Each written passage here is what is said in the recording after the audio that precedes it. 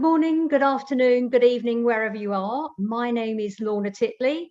We at Keynote Communications are delighted to welcome you to today's webinar. Our panel today looks at family offices, super yachts and business jets. I would like first of all to introduce Ty Murphy. Ty is the publisher of Family Office magazine and also Art and Museum magazine. His company is kindly supporting today's webinar, so we thank him for that. So Ty, without further ado, I will now hand over to you to say a few words. Thank you. Thank you, Lorna. Good afternoon, everyone. So let's start with a brief description of what a family office is, and that will, of course, will be for the newbies. A simple definition of a family office is a private held company that handles the investment management and wealth management for a wealthy family.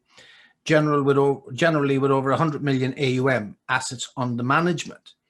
A multifamily office, on the other hand, manages the wealth of multiple families. In most cases, multifamily offices are managed by third parties or founded by a single family office, which open their services to other families.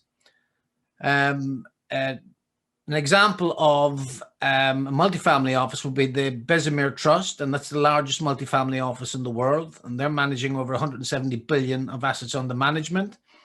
They serve over 2,500 clients, and I suppose this is what's considered old money.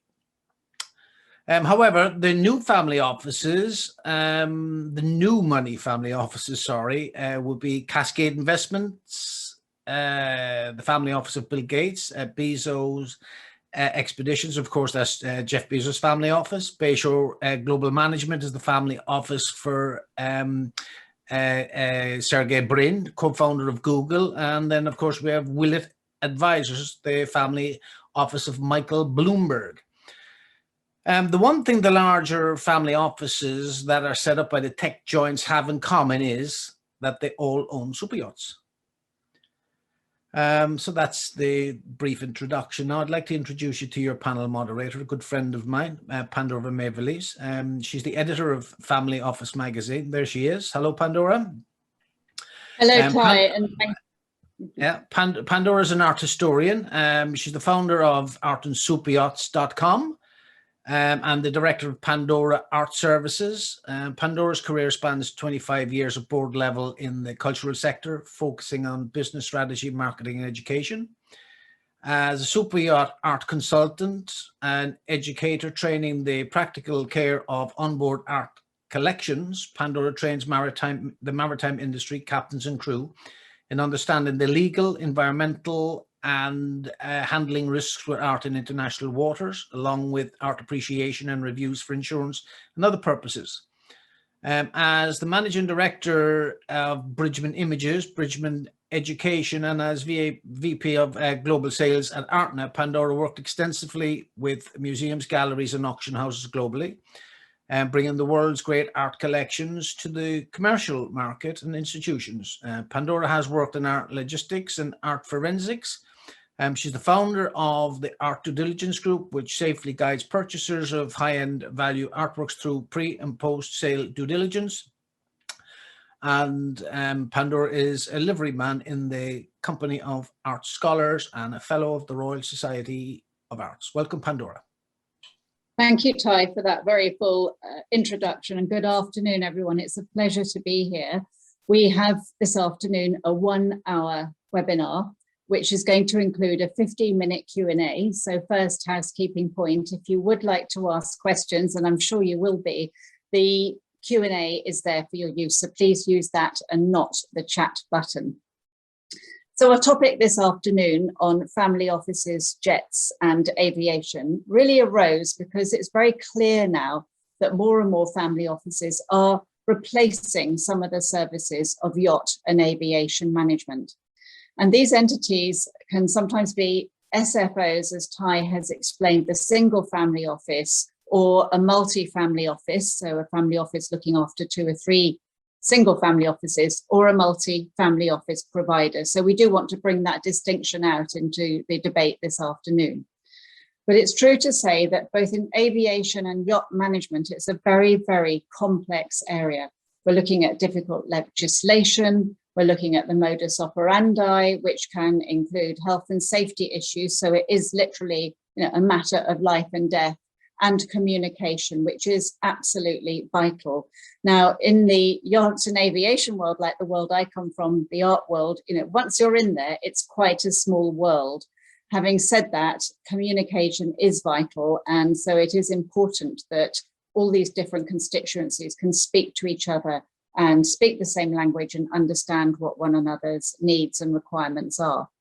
So we're looking really at the importance of every project, every charter, and every voyage.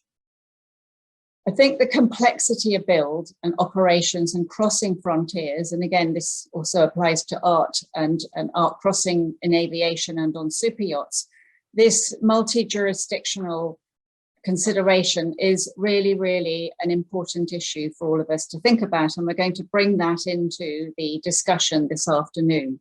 And we have a host of considerations that we have to look at, which come from compliance, tax, and care of the principal. And care of the principal, especially in a single family office, is going to mean much softer needs as well. So the sort of concierge needs that they can just pick up the phone and ask you for something at the very last minute, and you have to respond quickly. So it is a very sort of different environment. So it's quite important that we do understand and acknowledge that and learn how to educate and enlighten ourselves. And now I'd like to introduce our panel of 4 specialists to you today. I'd like to start with Katherine Ellis. Katherine is CEO of Boston Family Office, and she's coming to us from the Isle of Man. Whilst Boston Family Office is a multi-family office, they work very, very closely with a handful of single family offices. So this is going to be very useful for our debate today. And Katherine leads Boston's operations. She's very responsible for driving group strategy, maintaining strong governance, financial stewardship, operations, and generally infrastructure across the group. So thank you, Katherine. And now I'd like to turn to Silvia Andriotto, who's coming to us from Monaco. Silvia is an associate director at JTC Private Office. It forms part of the JTC group. And JTC Private Office provides a single point of contact when multiple services are required, both within and external to JTC. So effectively a manager of managers, JTC Private Office is powered by Edge, a state-of-the-art, high-secure technology platform. And this has been purpose-built for high net worth clients and single and multi-family offices. So I think Silvia's expertise on that and looking after these constituencies will be very helpful this afternoon. And then I'd like to turn to Bilal Zein. Hello, Bilal, from Quanon Capital. And we go from Monaco to Knightsbridge in London, where Bilal started his own single family office many, many years ago. So he has really expert experience in this area. He really understands the dynamics of governance and wealth management. But in addition to this, Bilal is very strong in the aviation sector. So he's going to be our expert in that area this afternoon. And then finally, I'd like to turn to Alex Chumillas, who's coming to us from Spain. I hope the weather's good out there today, Alex. Welcome. Alex is Managing Director of Tax Marine and Aviation. He's had 20 years tax advisory experience in yachting purchases, in customs and in structuring. So he is very well placed to be able to talk to us this afternoon in this debate as well. Thank you, Alex, for joining us. So I think you can see from this group of panelists that we have a huge amount of expertise in the virtual room today. So having made that introduction, our purpose is now to uncover the extent to which aircraft and watercraft management integrates with family offices and vice versa, and really look at how they should and could operate together and communicate. And again, with these questions, we really want to distinguish between the multi-family office and the single family office so that we can really give you clarity here in terms of what's going on in the industry. So I'm going to kick off now with the first question. And Alex, over to you. We're going to have a baptism of fire on tax to start us off with, the most difficult question probably. But Alex, I'd like to put this to you in terms of tax. You're obviously seeing a lot of complexity, and I'd like to know really what benefits can a multi-family office offer over and above yacht and aviation management to its clients. Could you help by kicking us off and enlightening us? Over to you, Alex. Thank you. Good afternoon, everybody. And well, first of all, thanks to Quanon for your invitation to this event. Going to your question, my understanding is that effectively, as you correctly pointed in your introduction, yachting and aviation are particular industries which are subject to different, in particular, considering that we are looking at movable assets, these assets are subject to influence by the fact that there is a multi-jurisdiction impact on their operations. Having said that, so what might be the main advantage of a family office over a traditional yacht management or aircraft management entity? Basically, my understanding is that family offices are entities that have a wider picture of the situation of the family which is behind a particular asset. That particular aspect gives a tremendous advantage in terms of having a broader understanding of the family situation. And this is particularly relevant when considering these assets.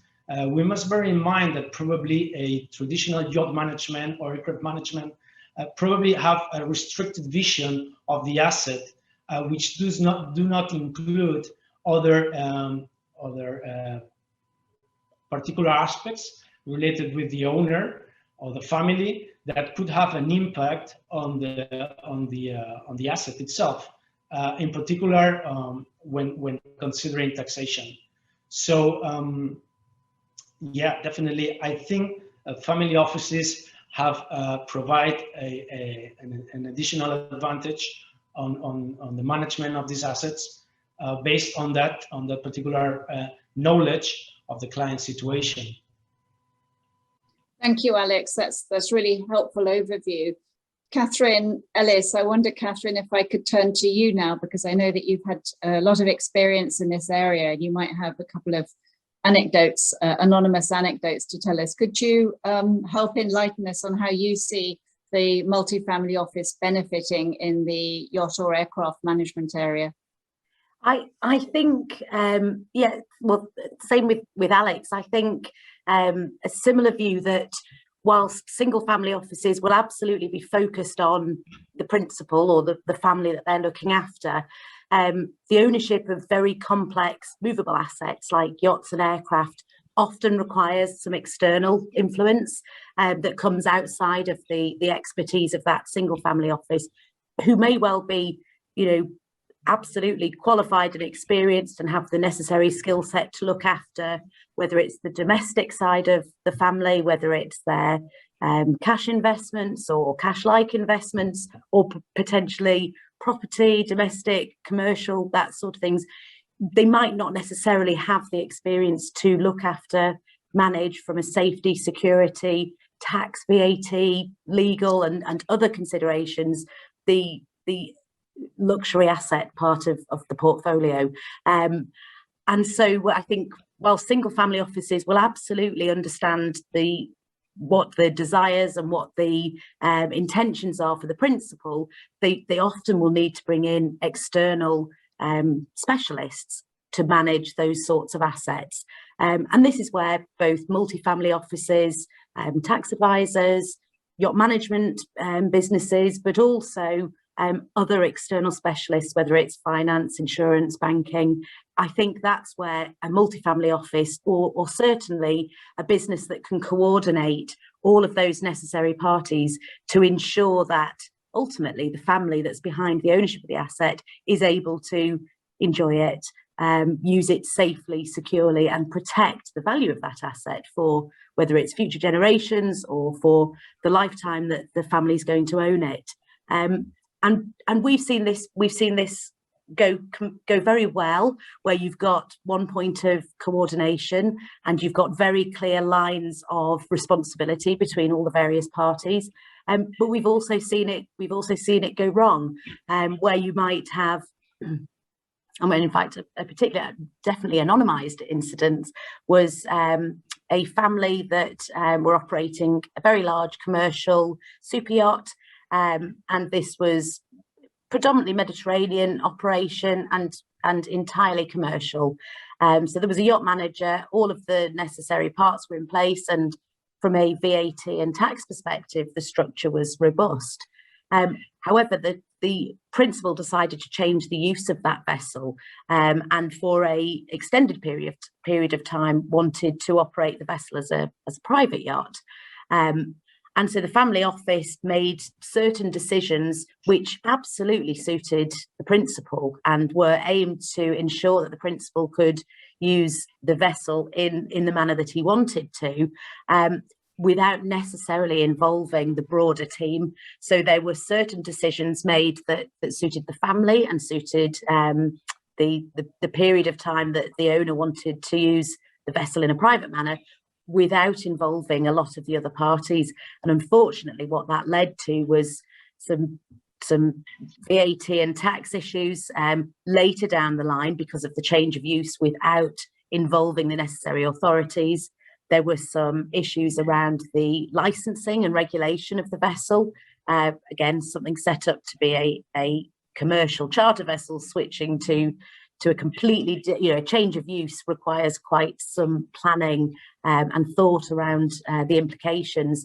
And that's where I've seen it go wrong, that, you can have all of the systems in place and you can have all of the specialists involved, but if the communication fails for whatever reason, all of that planning can go out of the window. So I think where a multifamily office, or certainly providers to family offices, I think what's key is good communication and a good demarcation of who's responsible for what aspect.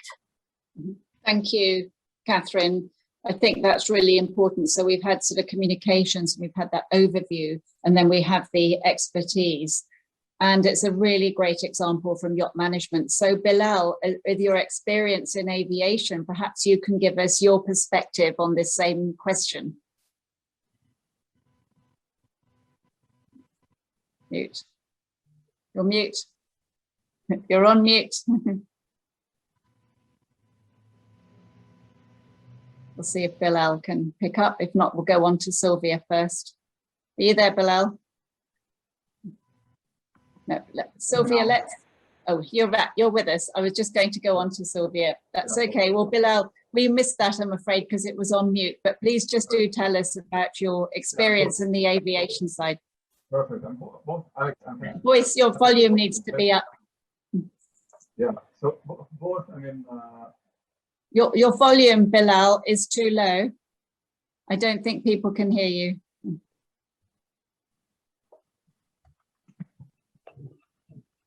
If you like, Pandora, while he adjusts the volume, I can just take on the conversation.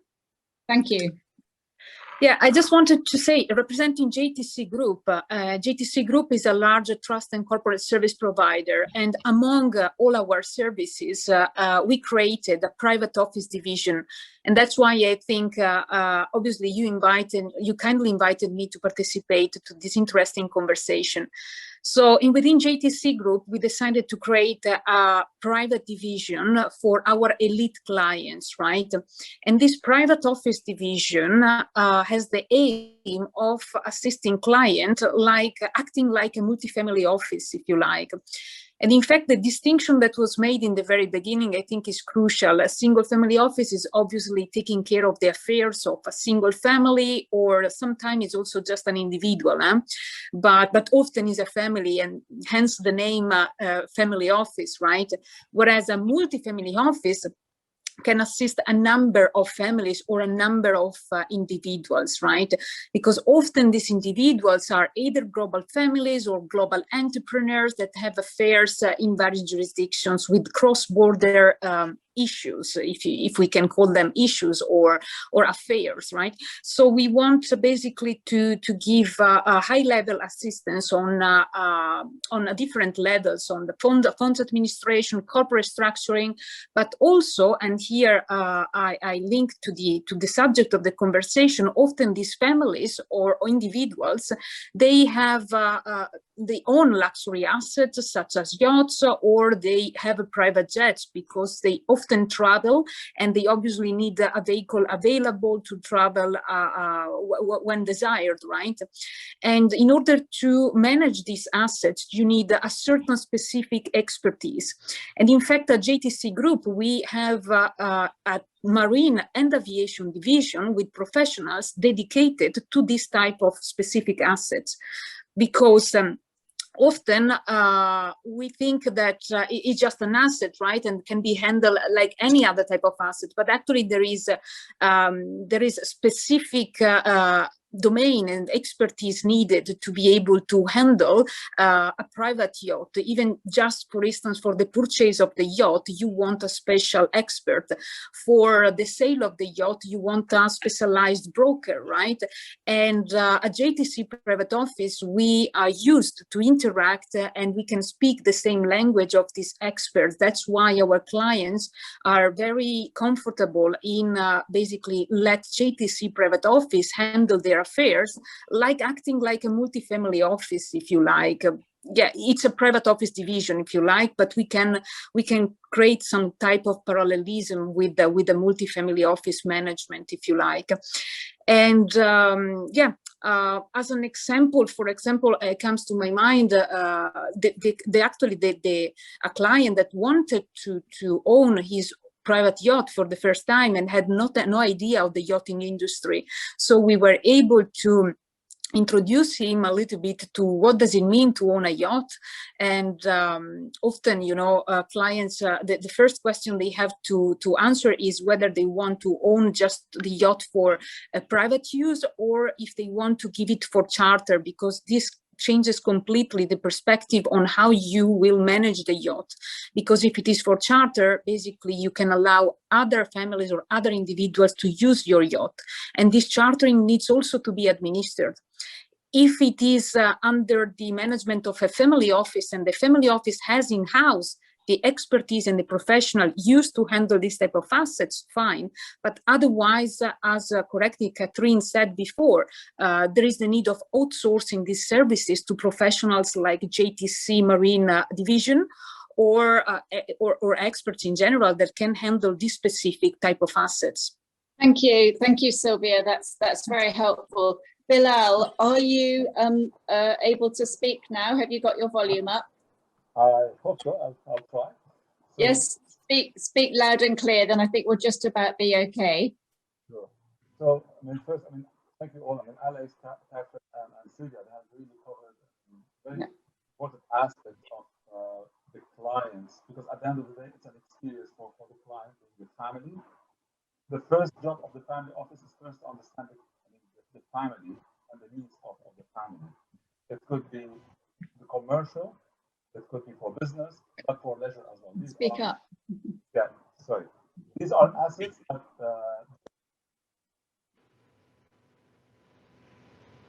No, we've lost you, Bilal. You need to get close to the microphone. I'm afraid we can't hear you very well, and we've now lost you completely.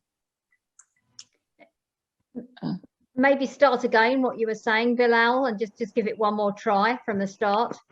Yeah, so I'm saying that it's the job to the family office to be close to the family. No, we can't hear you, Bilal. We need you to really get right up to the microphone. Sorry, let me start. Okay. So we'll have one more go, and if not, I'll go into the second round of questions, and then you can answer two at once. So I think, you know, it's really come to the fore here that communication is very important, and we're looking at different operators, you know, across the industries, and it is really vital that we are able to integrate and that, as Silvia said, we can speak the same language. So I think perhaps what I'd like to do is to move on to a second question, because our first question was about multifamily offices. And our second question is going to focus on that very clear differentiation of the single family office, which obviously has concerns of privacy. They're very idiosyncratic. Each single family office is completely unique in the way it operates, so it cannot be categorized. So really, how do these single family office clients integrate with the industry stakeholders? And we're talking about the management companies in terms of operations. I think this is really, really an important subject because it has come up before and people are concerned about that area of communication. So perhaps, Katherine, if I could come back to you and just ask you about that in respect to the single family offices and the integration with the yacht management companies in the industry. Absolutely. So I think, you know, many, and Ty mentioned this in his introduction, many very large single family offices own luxury assets, whether they're super yachts, jets, helicopters, a mix of all, perhaps all of them, perhaps multiple all of them. And I think whilst I mentioned this earlier, whilst a single family office will absolutely know what the family want to do and the intentions of that family, they may not have the in-house expertise and experience to deal with all of the areas for these sorts of assets. And typically, and this goes back to, I think, your earlier comment, every single family office is different. And, you know, you couldn't categorize what a single family office either looks like, how it operates, or, you know, what its purpose is, because it will be driven by the needs of that individual family, which might change as we move through generations. And typically, single family offices are extremely private, very confidential. And so, you know, there isn't a network necessarily of single family offices. There isn't a database that will allow them or other providers to be able to talk directly to those single family offices. And often they want to keep the business of the family extremely private. So communication both inwards and outwards for a single family office can be difficult, but it's incredibly important that that single family office does have access to the correct networks, the correct specialists across each of these different industries, yachting and private and corporate aviation, in order that they are able to get the necessary outside help for managing assets of these sorts.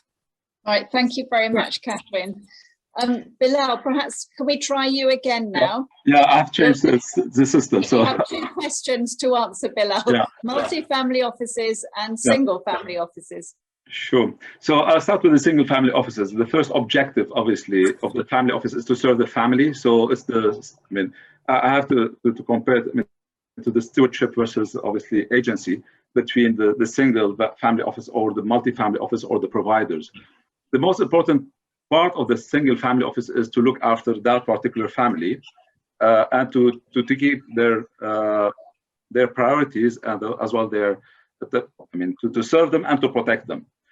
But as rightly, Katherine and Alex and Silvia have said, we don't have in-house expertise, and not every single family office is the same.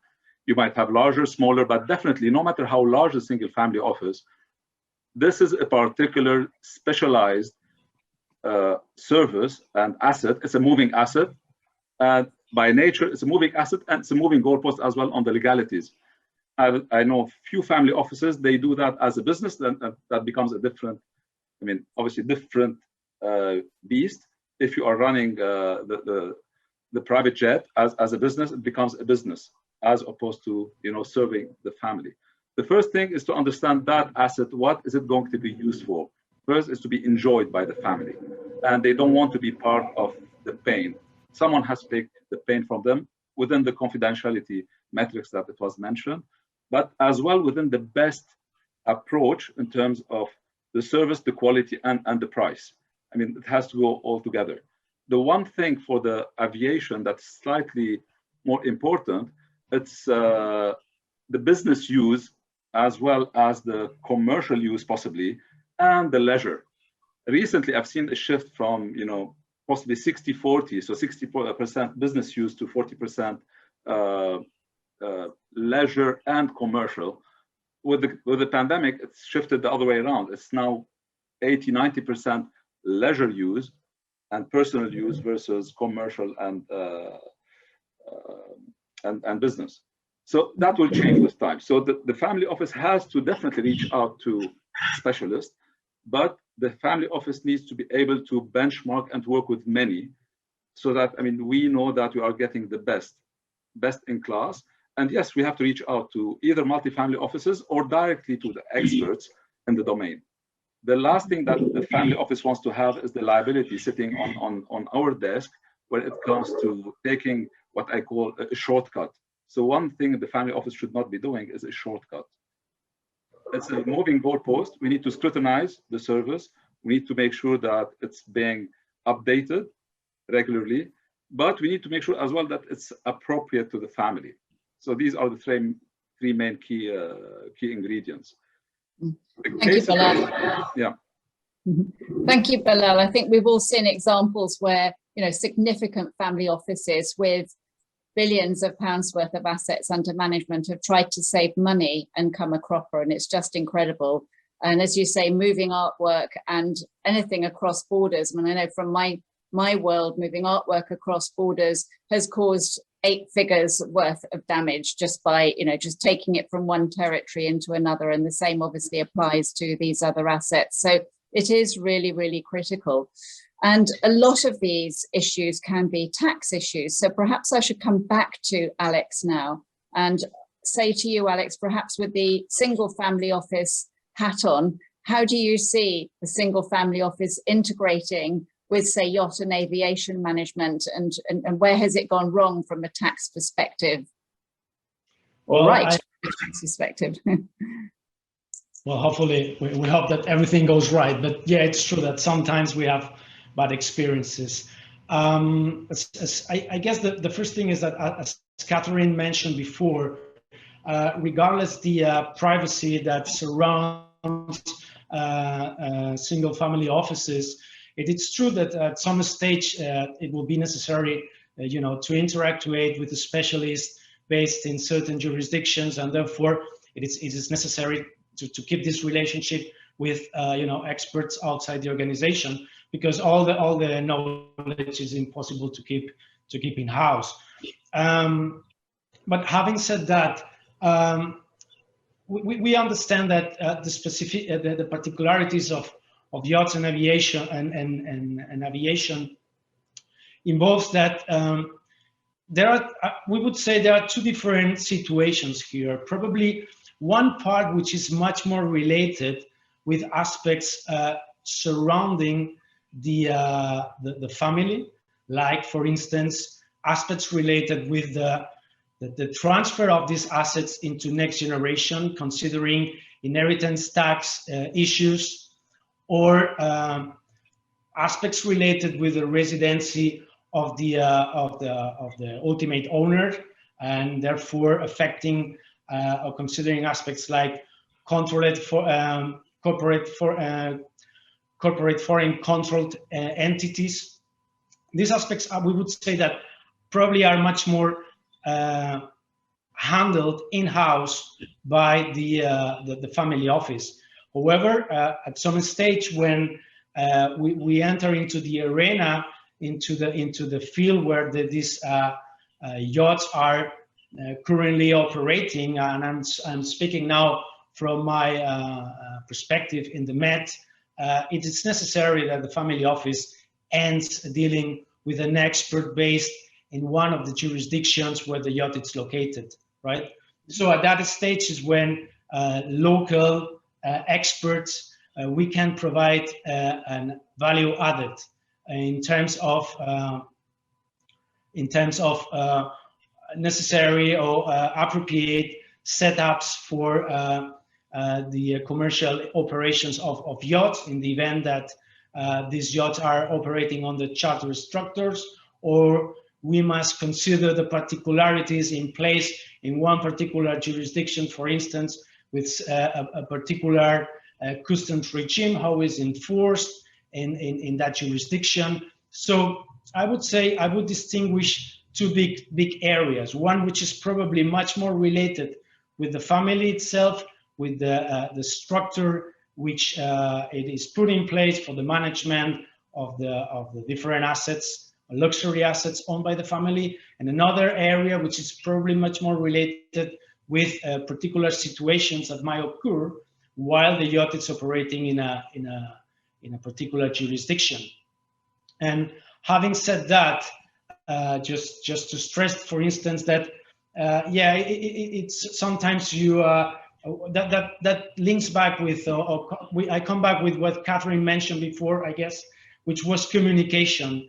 And sometimes that's the key point. I mean, anticipation. Family office must play a very active role and anticipate on what's going on, because otherwise the role of the tax expert is it's useless. We can't help at all if we cannot anticipate what's going to happen and put in place the right measures to optimize whatever, or to minimize, or to defer tax effect.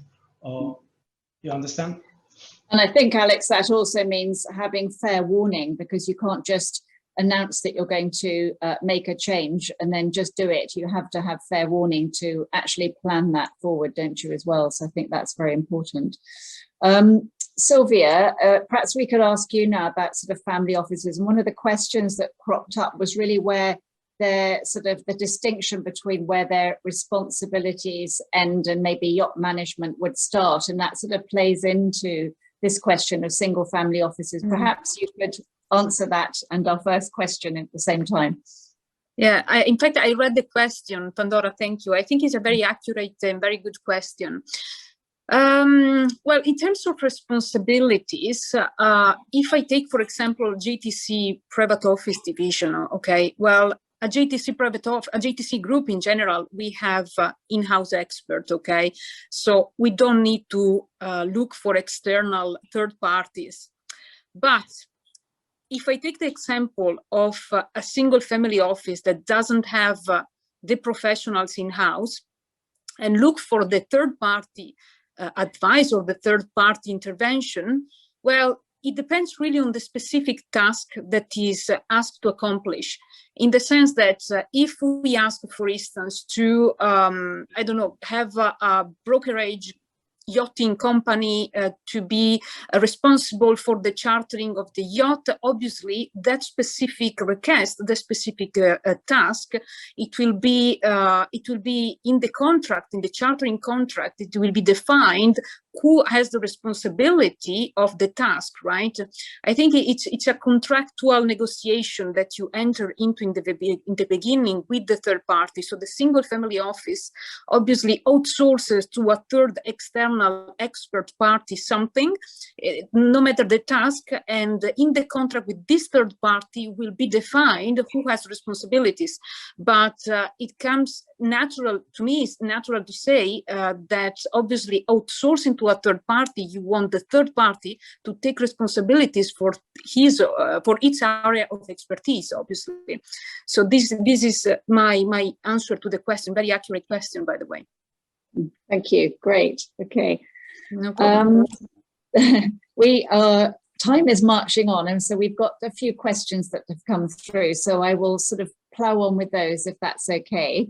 And the first one really I've got here, apart from the one we've just addressed, is employment issues are increasing at a significant rate, mainly in connection with unfair dismissal and jurisdiction of the contract. This is very true with staff moving across borders, it's fair to say, and the ongoing need to support the onboard management team when dealing with day-to-day issues and human resources issues.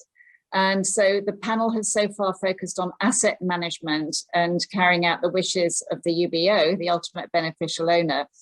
However, the experience, knowledge and qualification does not, or does a single or multi-family office have? What is the qualification they have when it comes to employment issues? So I think, you know, this would be a different question for a single family office than a multi-family office provider.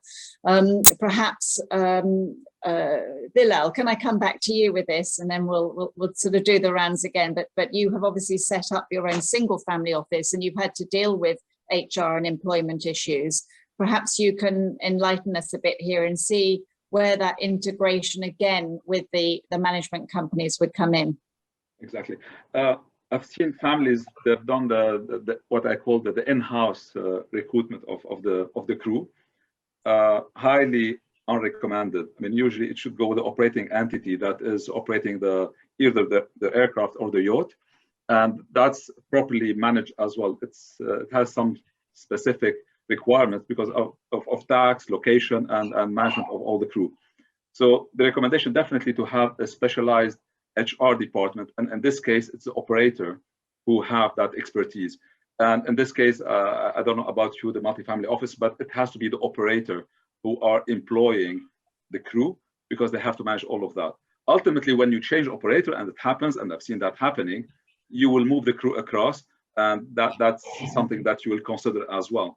But never take the crew in-house in the family office, or maybe even in the multifamily office, because I don't think you will have the crew recruited yourself. It has to be managed by the operating company. And what about, sorry. Yeah, so there's an element of outsourcing that to experts. Yeah. And I have to just comment on Silvia's point about taking responsibilities. Yes, I mean, definitely each provider will have to take their own responsibility, but there was always the small print and the changes. Yes, you know, there has been a change in tax. There have been the ultimate owner. They don't look into whose fault it is. When there is a single family office, it's always, it starts and it ends there. I mean, the responsibility of the single family office is to manage all the providers in terms of, yes, making sure that everyone is taking their responsibility, but is to keep their eyes on the ball. Although the single family office is not expert in all these functions, and they should not be expert in all these functions, but they should be expert in monitoring and making sure that if I have a gap in the tax, not to worry to have a second opinion. Having a second opinion is not a taboo thing.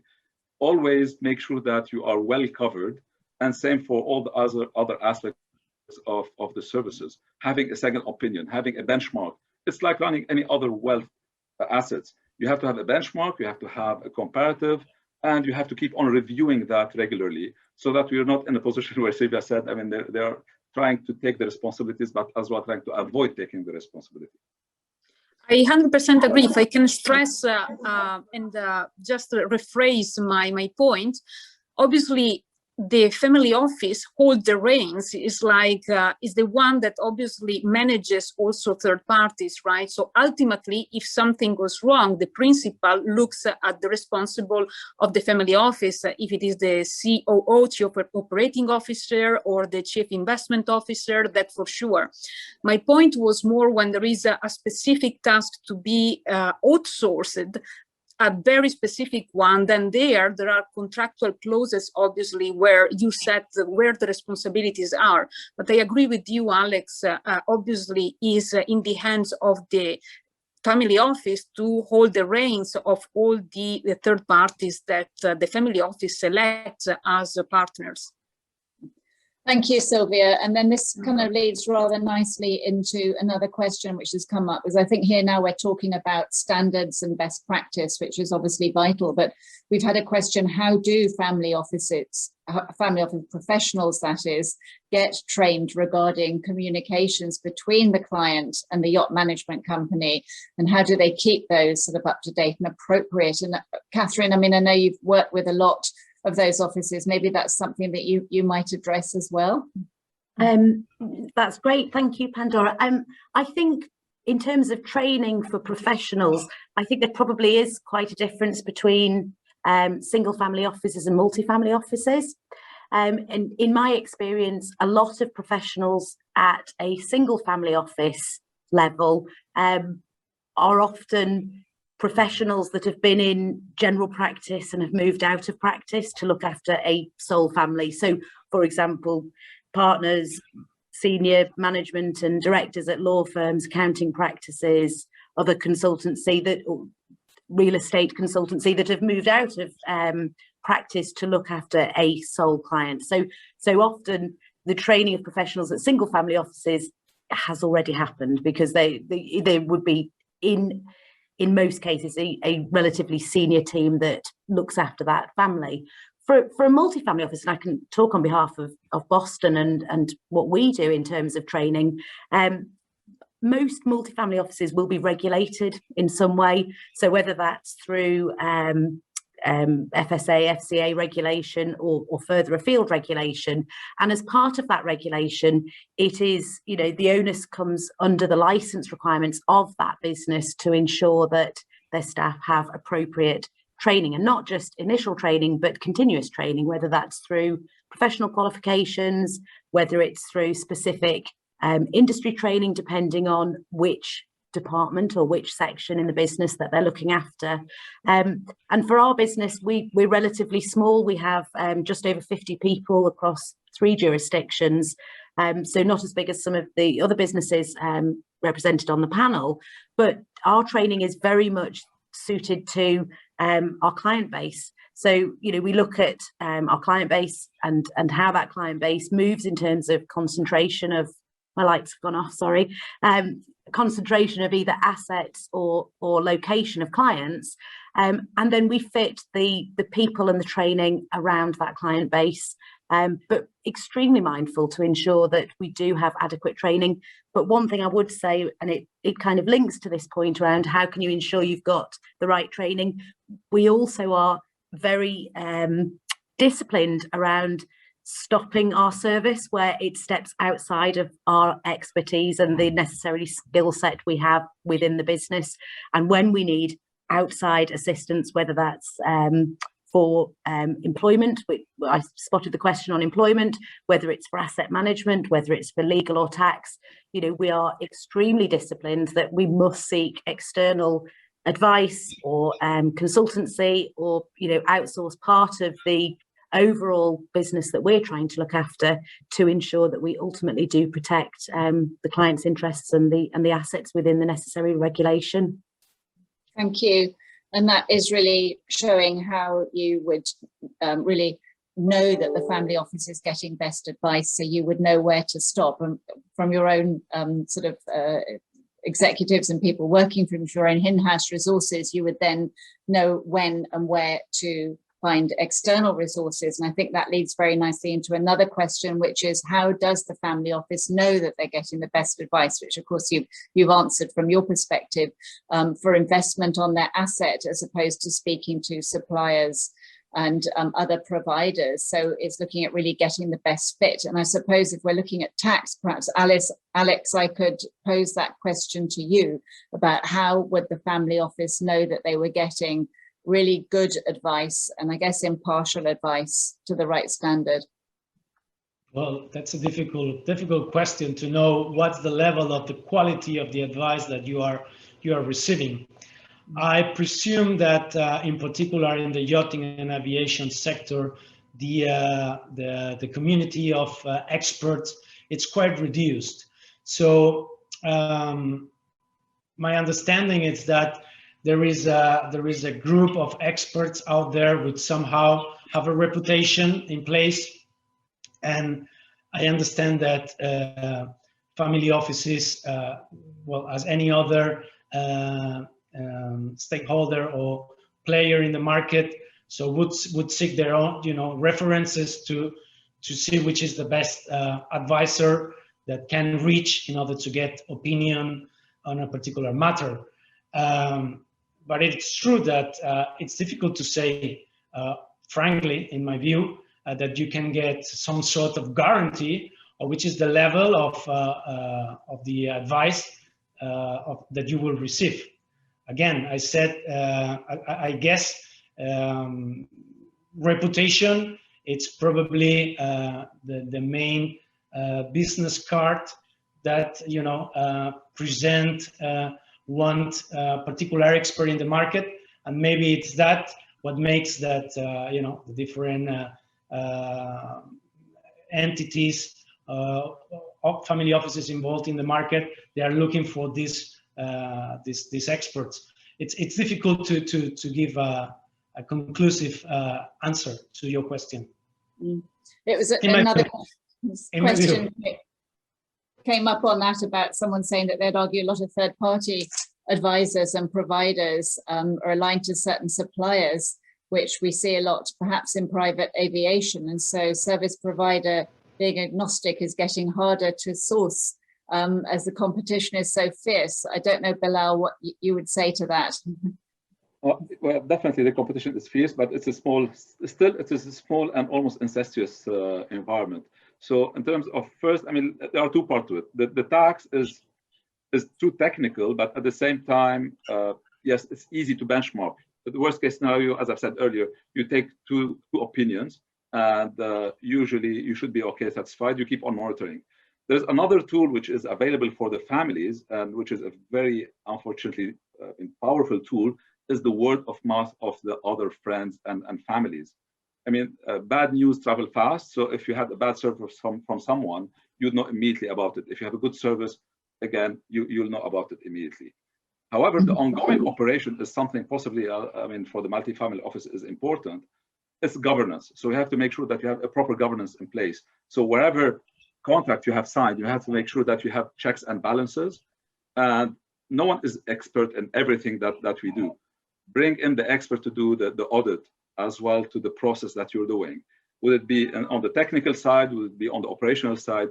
So the governance is important always to bring in another party, and I found that very important, which is the audit part of it, like you're running a corporate business. So you have the operator, you have obviously the client, but bring in a third-party auditor. Would it be technical for the airplane, yacht, and would it be as well operational? So governance is very important to have the best service available, and don't be afraid of moving. I mean, don't be held hostage to one provider if you believe that you are not getting what you want.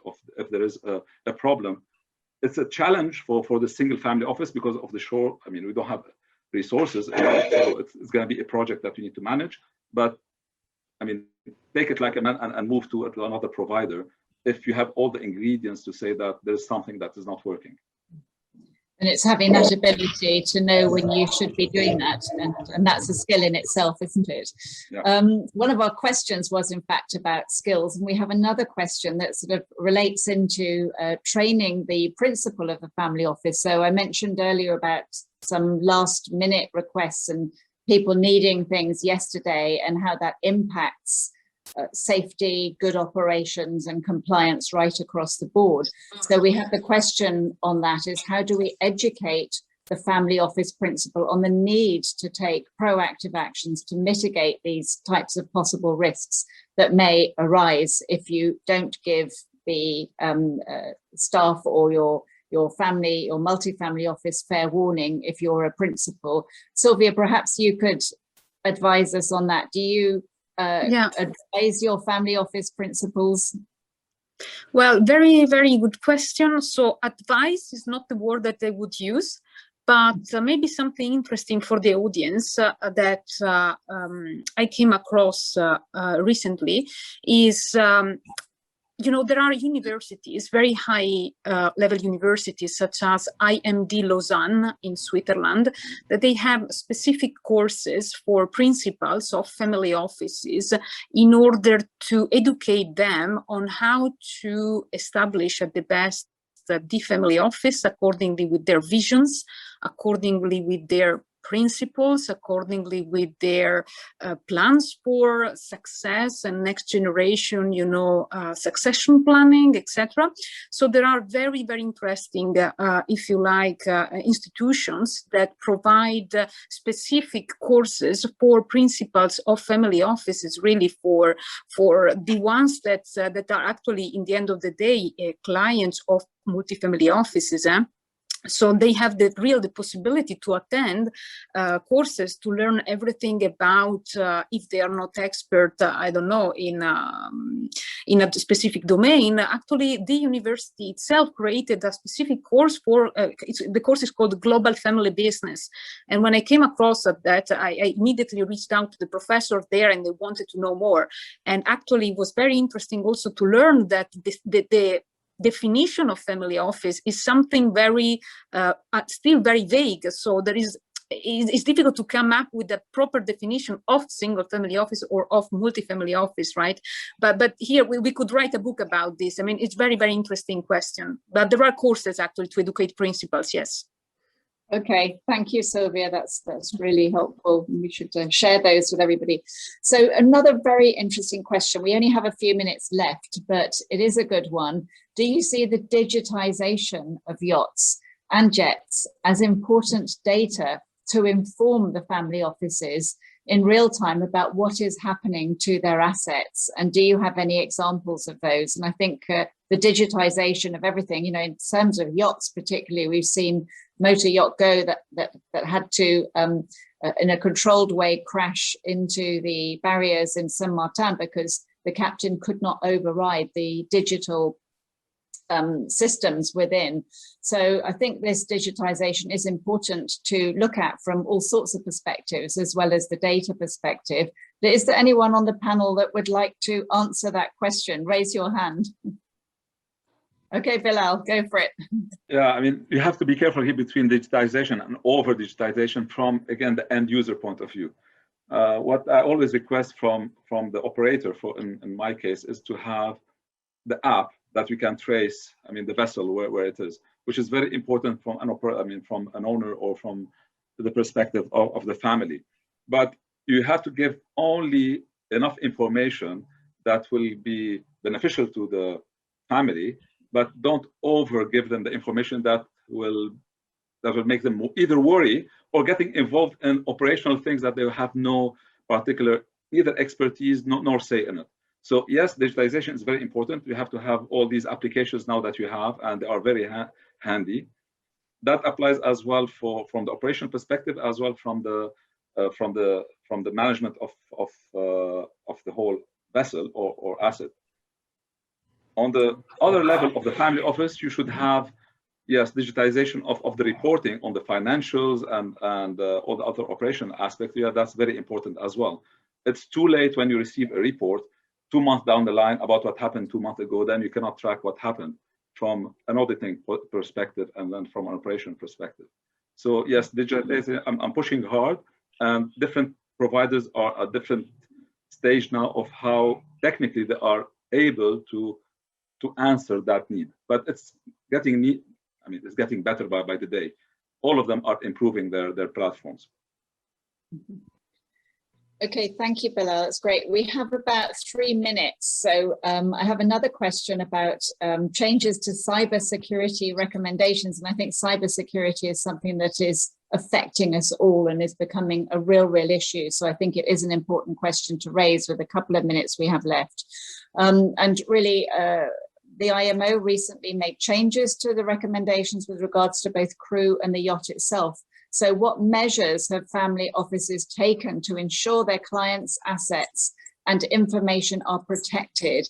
Yachts have been regarded as the weak link, and yes, I have heard this before, the weak link compared to shore-based home offices. Is there anyone with experience on the panel of the cybersecurity issues here? I know that we don't have well, maybe Pandora. Maybe Pandora can just say something, because in the yachting industry, cybersecurity is a big topic. Because obviously, when let's make an example, Jeff Bezos that is building now his own yacht, his brand new yacht, right? Everybody knows once it will be ready in a few years, everybody will know that that's the yacht of Jeff Bezos, right? So if someone wants to get information about data or information, or just, on a, I don't know, on a marketing perspective, I don't know, taking pictures, etc. They know exactly where he will be, where the yacht is moored, and when Jeff Bezos actually is in there. So that there is actually a huge need of protecting the privacy of these individuals, the privacy and the data, obviously, that comes with the yacht and with the movements of the yacht. So this is a relevant issue, and it's very much discussed in the yachting industry. And obviously, family office look very closely to cybersecurity. Yes. Yeah. Okay. Thank you, Silvia. Thank you for answering that. Just with 1 minute. Well, no, we've just hit 1600. So I think we might have to wrap it up. I think we've got to wrap up, Pandora. Yes. So, well, listen, I will. I'd like to thank you, Pandora. I'd like to thank Ty Murphy as well. and also all our distinguished panel here for your great contribution today. I think this has been very informative, very educational actually, and a really sort of interesting range of topics discussed. Thank you too to our audience for tuning in today.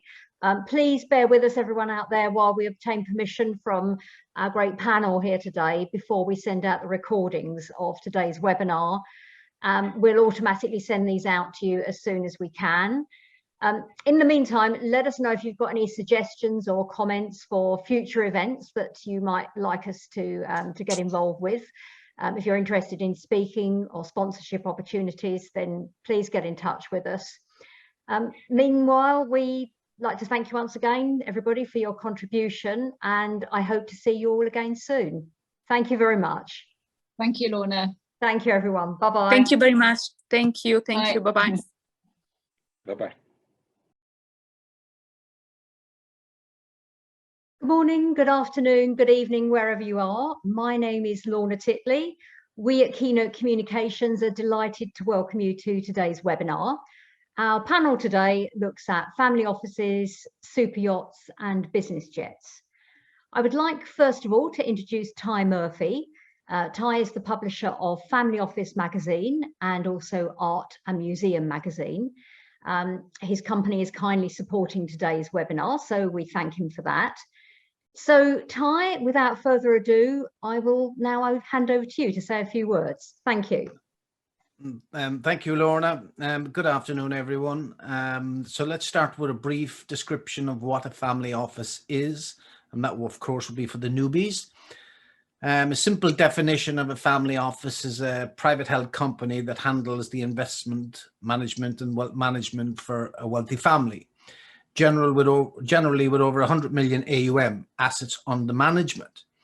A multifamily office, on the other hand, manages the wealth of multiple families. In most cases, multifamily offices are managed by third parties or founded by a single family office, which open their services to other families.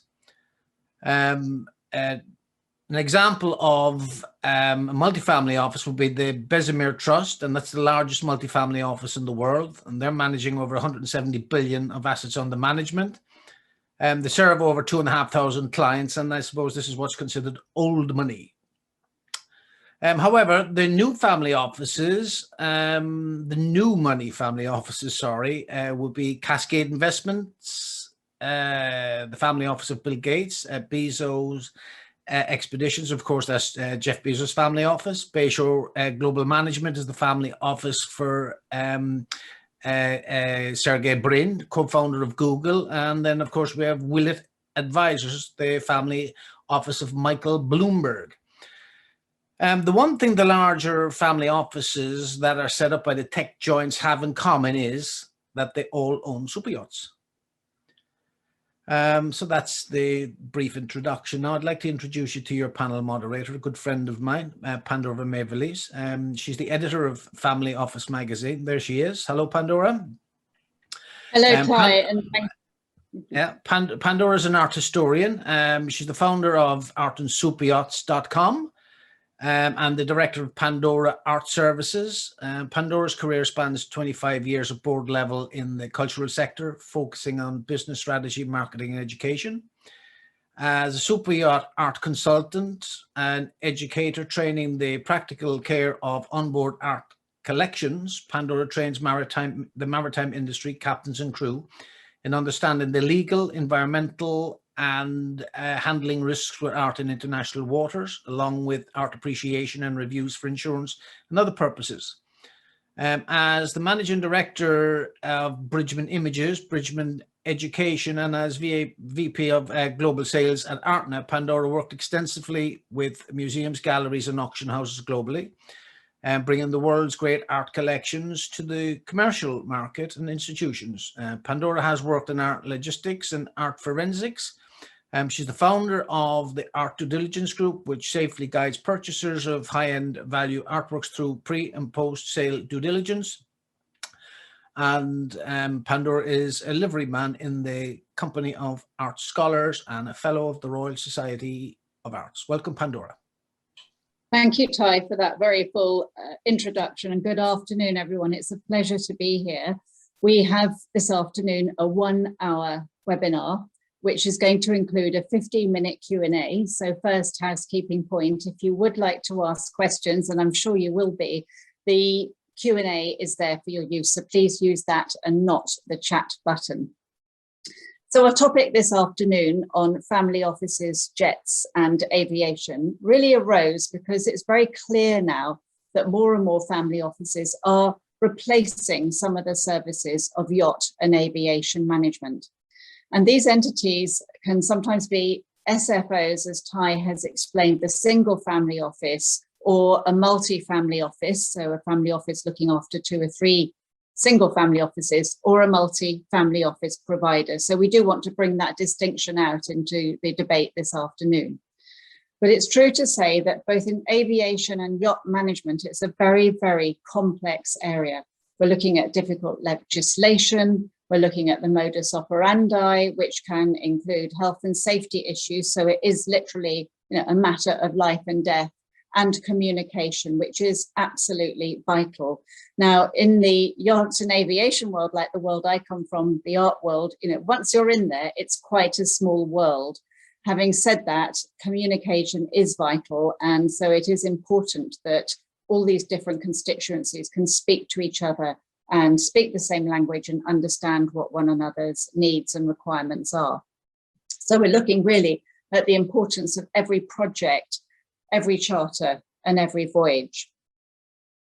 I think the complexity of build and operations and crossing frontiers, and again, this also applies to art and art crossing in aviation and on super yachts, this multi-jurisdictional consideration is really, really an important issue for all of us to think about. And we're going to bring that into the discussion this afternoon.